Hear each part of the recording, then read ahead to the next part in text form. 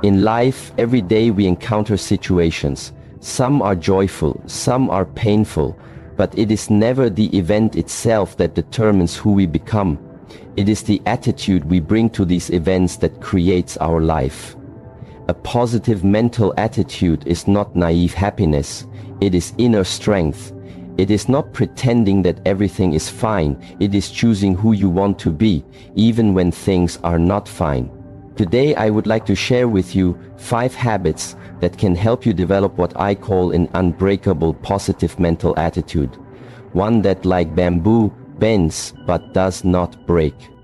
Every morning, before the noise of the world reaches you, before the phone lights up with notifications, and before responsibilities start calling your name, there exists a small window of purity, a moment untouched by pressure, expectation, or distraction.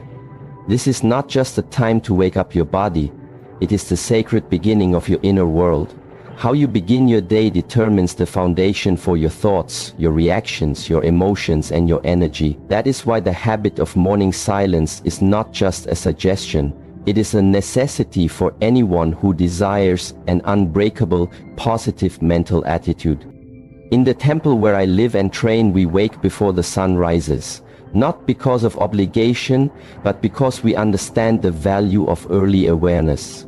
The first act of the day is not physical. It is not about checking anything or preparing to rush out. It is simply about being. Sitting still, breathing slowly, watching, observing, listening. Within this silence, the truth begins to whisper. The silence in the morning is not about being passive or lazy. It is a form of active presence. You are sitting not to escape the world, but to prepare yourself to meet it fully.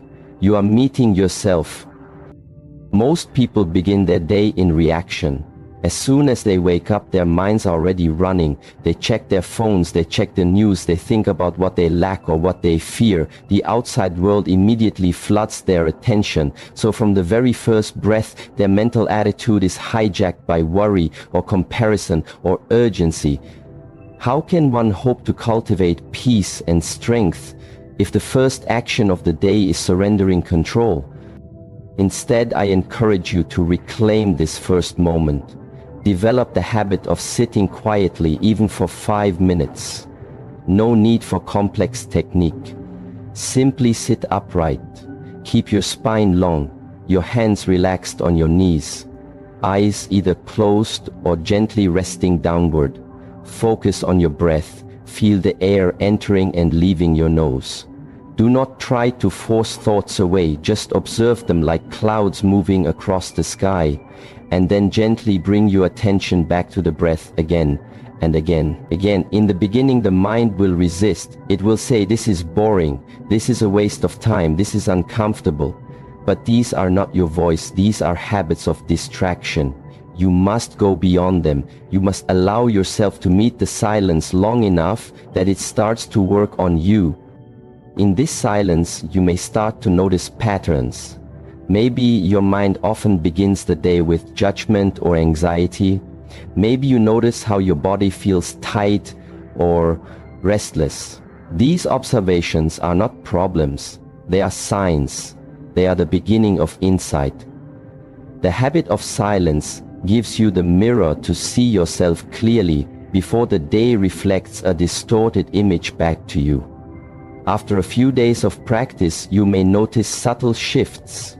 You might respond to stress with more calmness. You might speak more slowly and listen more deeply. You might even begin to feel gratitude for things you used to overlook.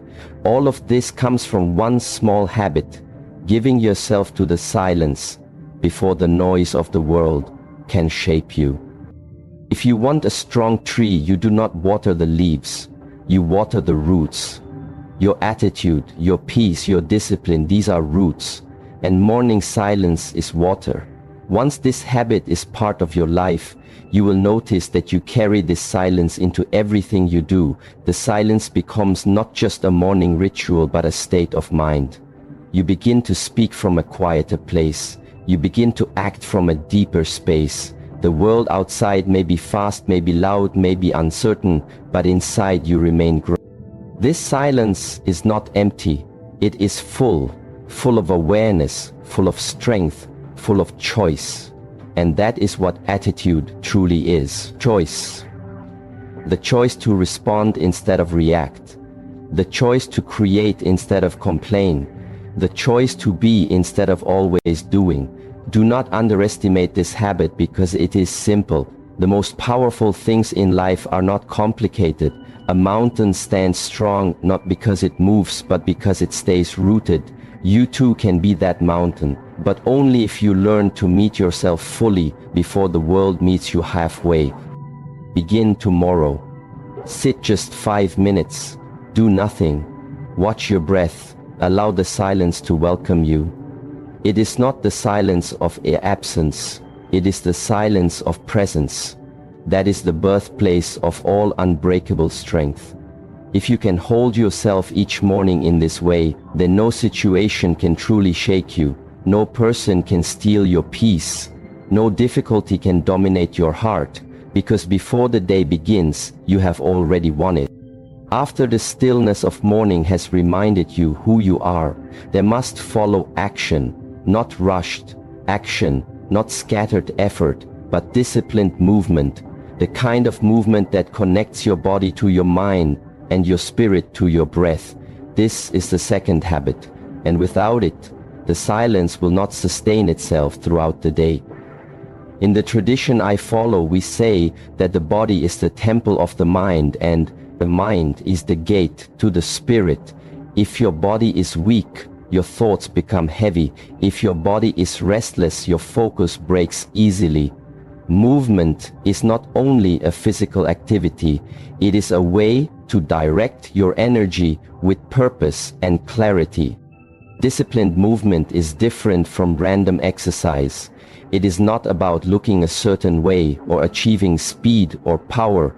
It is about becoming aware of your own potential, your own rhythm, your own limitations, and slowly overcoming them step by step, breath by breath. You are not fighting the body, you are learning to cooperate with it, to train it like a wild horse, and eventually ride it with calm confidence.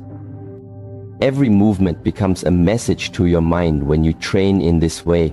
For example, when I perform a simple kung fu form, the outer observer sees kicks, punches, stances, but what I experience is much deeper. I am learning balance. I am learning where tension lives in my body. I am learning how thoughts arise when I struggle and how they settle when I breathe with intention. This is how movement transforms into meditation. You can choose any form that resonates with your nature. It could be martial arts, it could be yoga, it could be mindful walking or stretching, but the key is to stay present, not to move on autopilot, and not to chase outcome. This is why I say disciplined movement, because discipline means awareness. It means you decide to stay with the discomfort without letting it turn into frustration or distraction. As you train the body, you will face resistance some days. The body will feel tired. Some days the mind will whisper excuses. It is in those moments that your attitude is tested. Will you obey the voice of weakness, or will you rise and move anyway, not aggressively, but consistently with dedication and care? Each time you move with awareness, you send a signal to yourself. I am not giving up.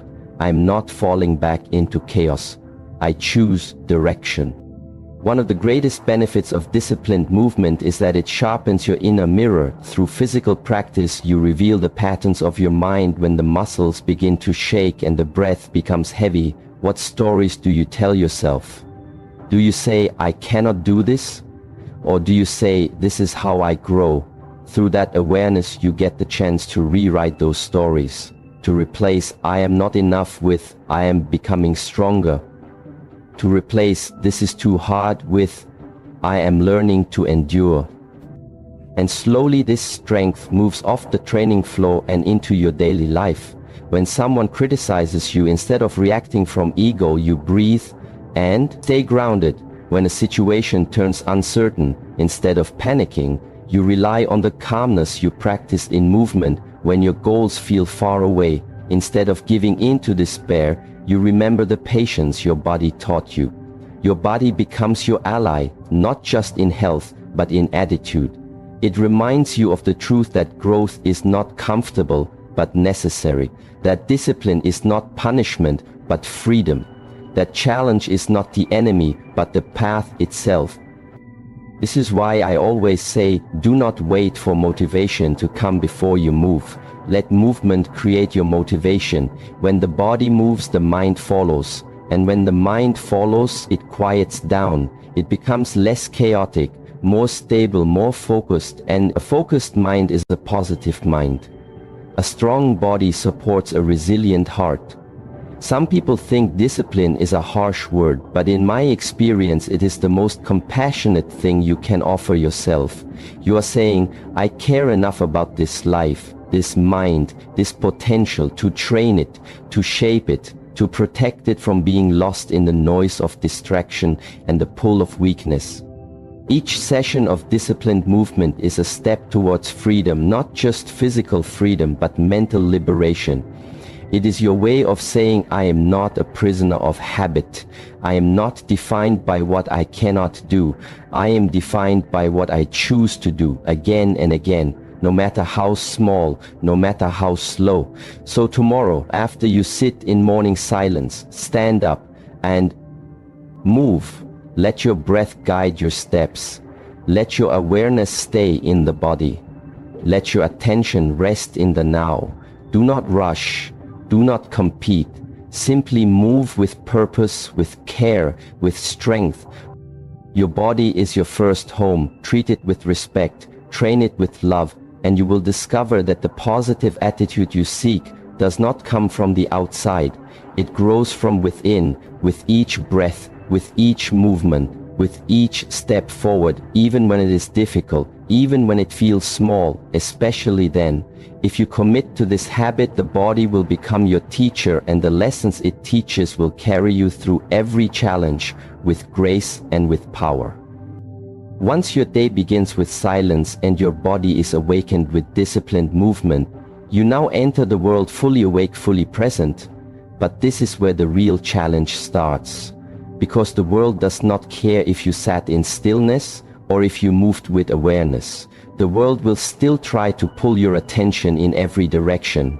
And this is why the next habit becomes essential, the habit of focused attention. Everything in life begins with attention. Where your attention goes, your energy follows.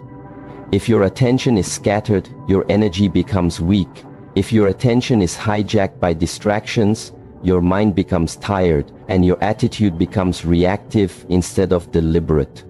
This is why we train focus, not just to improve productivity, but to protect our peace. Many people do not realize that their attention is their most valuable resource. They give it away freely to devices, to complaints, to fears, to every little thing that demands a moment of it without question. But if you are truly aiming to develop a positive, unshakable attitude, you must learn to treat your attention as sacred. Only then can you direct your mind, instead of letting the world direct it for you.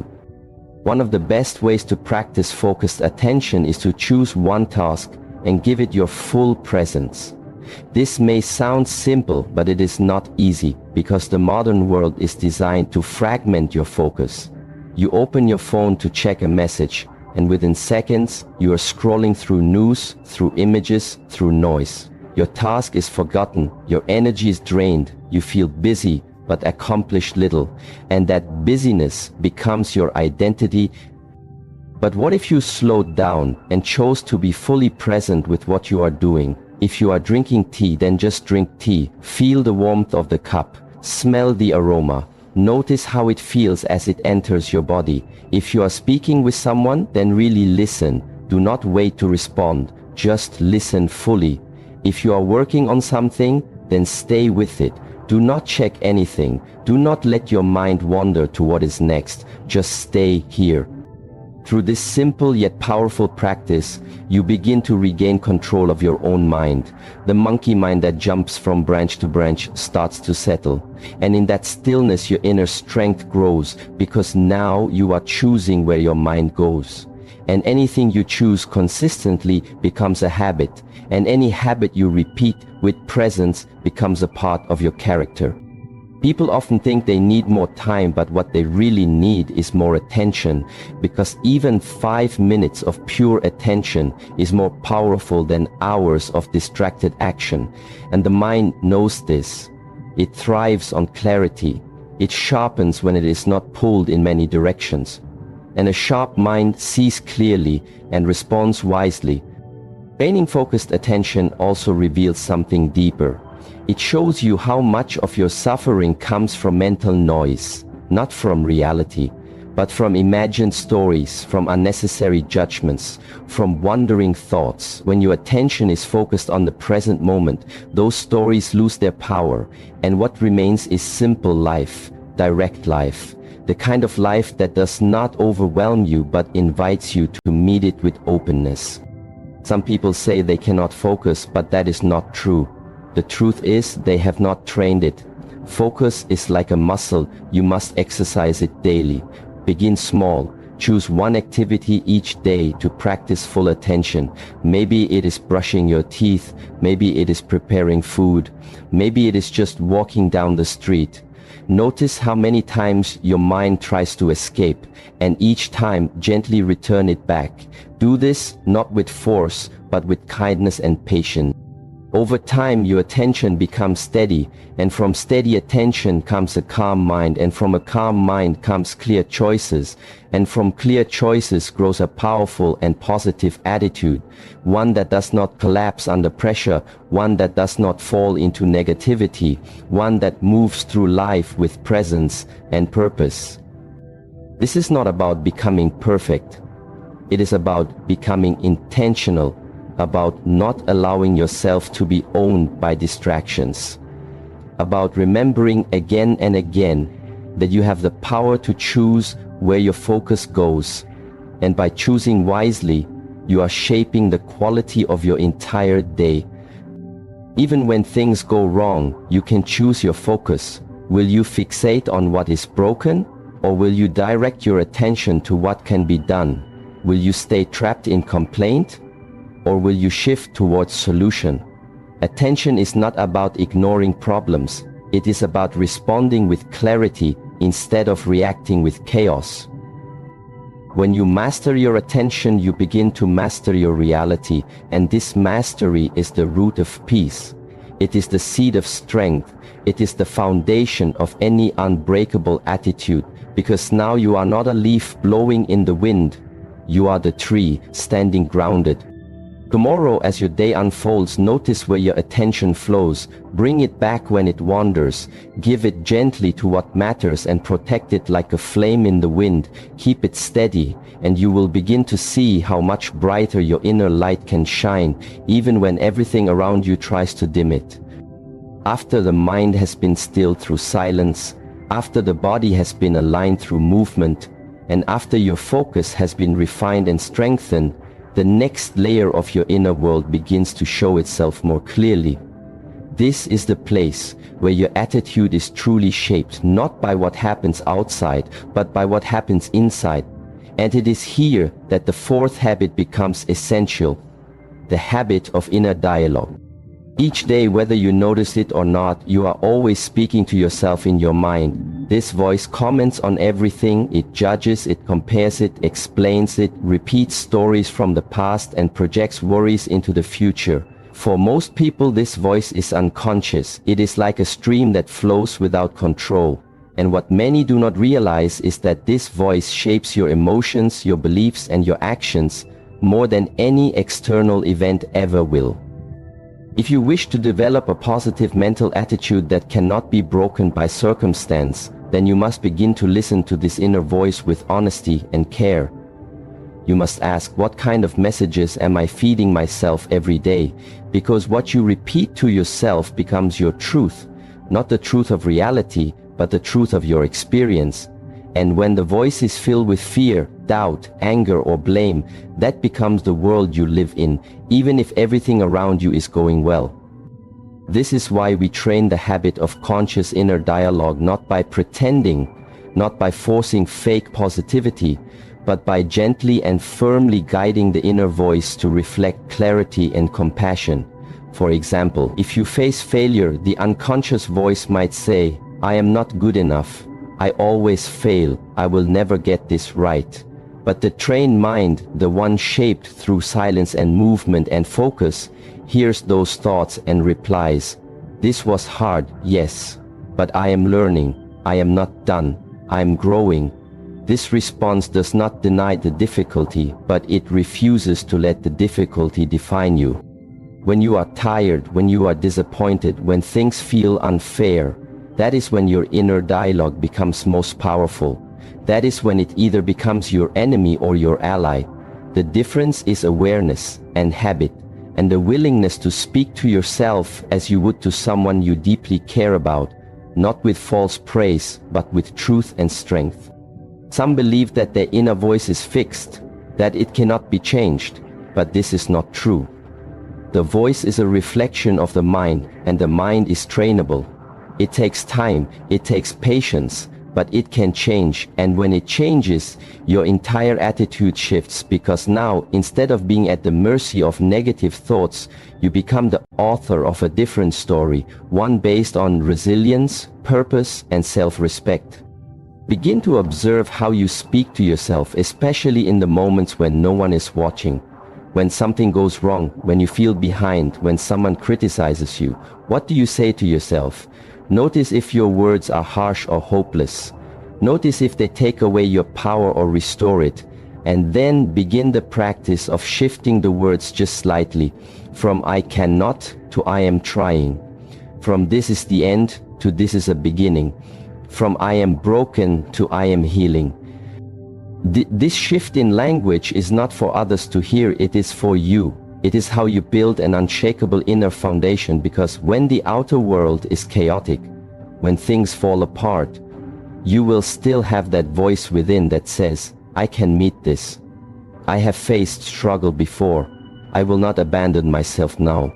Speak these truths not just when things are good, but especially when things are difficult, because that is when your inner voice matters most. It becomes your guide, your companion, your quiet strength, and in time, this voice becomes so steady that it speaks even before the fear comes. It says, "Yes, this may be hard, but you are ready. Yes, you may feel pain, but you are not alone. Yes, you have doubts, but you are still moving forward." This kind of inner dialogue is not arrogance. It is not ignoring what is real.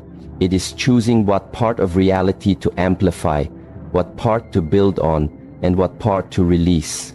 It is training the voice to remind you that you are not your emotions, you are not your failures, you are not your past. You are the one who watches, who learns, who chooses again and again with more wisdom each time. As you practice this habit, you will notice your mood begins to change more quickly after setbacks. You will notice you are able to speak kindly to others even when you feel challenged. You will notice you spend less time in unnecessary suffering and more time in meaningful action. This is the power of inner dialogue. It shapes not just how you feel, but how you show up in the world. Let your inner words be simple and clear. Let them be your ground when the world is shaking. Let them be your fire when your motivation feels cold. Let them be your reminder that every day is a chance to start again and speak differently to yourself, and by doing so become different, not because someone else told you who to be, but because you chose who to become from the inside out. When the voice within becomes strong, steady and supportive, then no matter what happens outside, you carry peace, you carry courage, you carry the unbreakable truth that you are never truly alone, because your own mind walks with you and speaks with you always. After you've begun your day in silence, after you've trained your body with disciplined movement, after you've learned to bring your attention into each moment, and after you've started guiding the voice inside your mind with care and strength, there remains one more habit that completes the circle. One more practice that locks everything in place. Makes your positive mental attitude not just strong, but alive. This habit is conscious contribution, the act of giving beyond yourself, not for reward, not for praise, but because it nourishes something deep inside your spirit. You can train your breath, your body, your focus and your thoughts, but if you do all of it only for yourself, something will always feel incomplete, like a warrior without a cause. Like a flame that only warms the hand that holds it. Your true power, your true peace, your unshakable attitude becomes real when you share it, when you offer it to others. Not with noise, not with ego, but with sincerity and presence. Contribution is not about grand gestures. It is about the small choices you make each day when no one is watching, the way you speak with patience when others are rushing, the way you help someone without being asked, the way you listen when someone is not being heard. Each of these acts may seem small, but they carry weight, they carry meaning, and they strengthen your own mindset, because each time you act with kindness, you remind yourself that you are not helpless, you are not alone. You are not here just to survive. You are here to serve something greater than comfort or fear. Many people look outward and ask, what can the world give me? What can I get? What do I deserve? But the real shift begins when you reverse the question. When you wake up and ask, what can I give? Who can I support? How can I be useful to even one person today? This question is not a burden, it is a gift, because it takes your attention